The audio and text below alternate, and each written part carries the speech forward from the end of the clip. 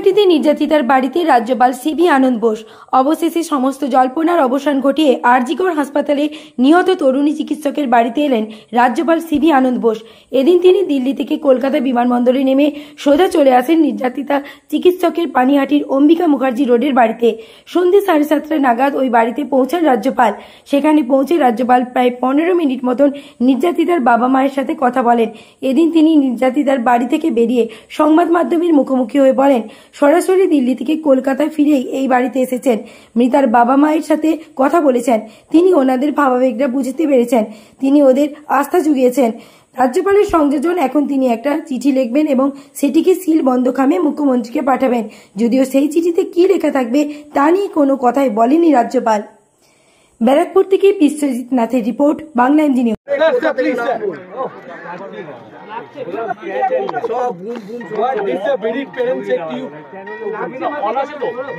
I came here straight from Delhi, straight from the airport, to meet the parents, to understand their sentiments. They have told me certain things.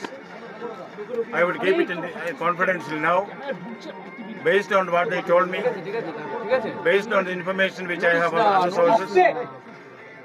I will today, as a first step, write a letter and send a sealed cover to the Chief Minister. Rest I'll discuss with you later. What will you say in the letter, sir?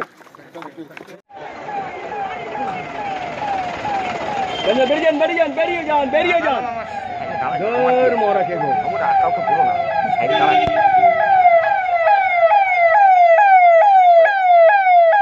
আমাদেরই অসুবিধা না। আরেকটা গাড়ি বেরোবে।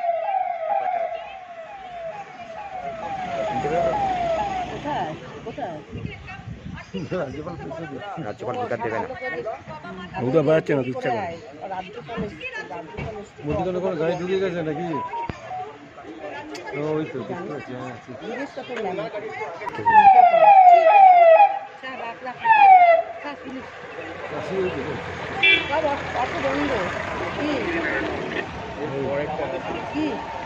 না না না এখন অনেক আরো দেরি আছে হ্যাঁ দেখতে এসে গেছে এই কি বলবি ঠিক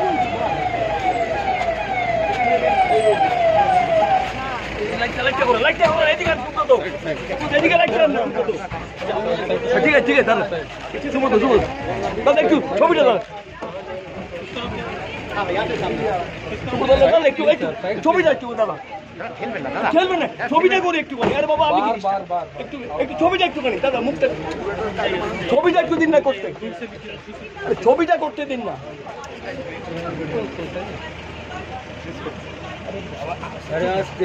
সরি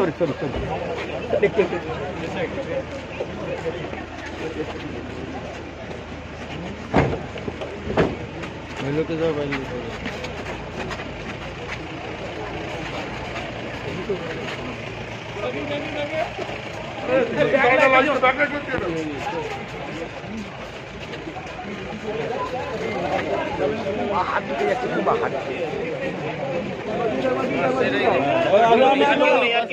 बस बंद करो बंद करो